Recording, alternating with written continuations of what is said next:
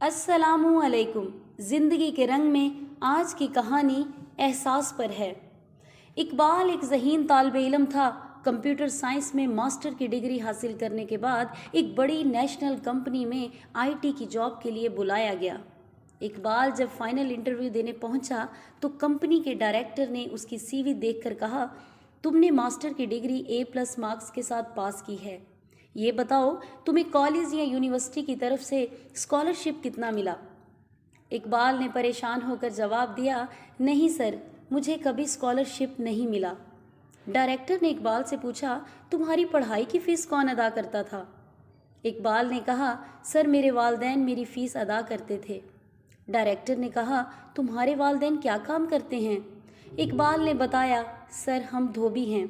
Sir मेरे वालिद लोगों के घरों से धोने वाले कपड़े इकट्ठे करते हैं और घर लाकर मेरी माँ के साथ उन्हें धोते हैं। डायरेक्टर ने इकबाल से कहा, अपने हाथ दिखाओ।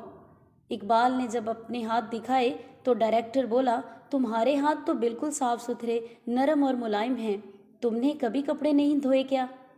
इकबाल बोला, सर मेरे वालिदैन ने मुझे कभी कपड़े धोने नहीं दिए और वो हमेशा चाहते हैं कि मैं पढ़ लिख कर बहुत बड़ा आदमी बनूं। डायरेक्टर ने कहा, आज तुम घर जाओ, बाकी का इंटरव्यू कल होगा और घर जाकर अपने वालिदैन के हाथ अच्छी तरह धोकर कल दोबारा आना। इसी परेशानी में जब वो घर पहुंचा और वालिद और वालदा को सारी बात सुनाई और फिर दोनों के हाथ धोने के लिए दरख्वास्त की। बूढ़े माँ बाप के हाथ धोते हुए इकबाल की आंखों से आंसू जारी हो गए, क्योंकि दोनों के हाथ मुसलसल पानी में रहने की वजह से खुरदरे हो गए थे और हाथों की जिल्द कटी हुई थी। ये वो वक्त था जब पहली बार इकबाल को इस बात का एहसास हुआ कि उसके माँ बाप ने अपने काम में कभी उसकी मदद क्यों नहीं मांगी और हमेशा उसे किताब से दोस्ती करने का क्यों कहा।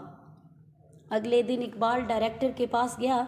डायरेक्टर ने इकबाल से पूछा, इकबाल क्या कल वालिदैन के हाथ धोए?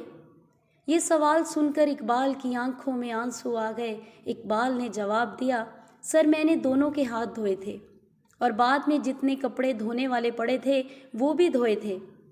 डायरेक्टर ने इकबाल से सवाल किया, क्या तुम कुछ मज़ीद कहना चाहते हो? इकबाल ने नम आंखों से आंसू साफ किए और बोला, जी सर, कल मुझे इस बात का एहसास शिद्दत से हुआ कि मुझे अपने माँ बाप के मना करने के बावजूद भी उनकी मदद करनी चाहिए थी। अगरचे उनकी मदद करने में लेट हो गया हूँ, मगर अब मैं कभी भी उन्हें इतना काम नहीं करने दूंगा।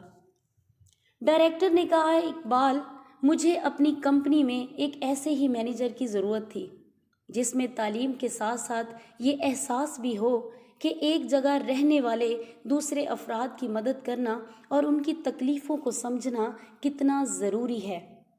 तुम्हारी इस जॉब के लिए तालीमी काबिलियत काबिल तारीफ़ थी और अब तुम में मदद करने का एहसास भी बेदार हो चुका है।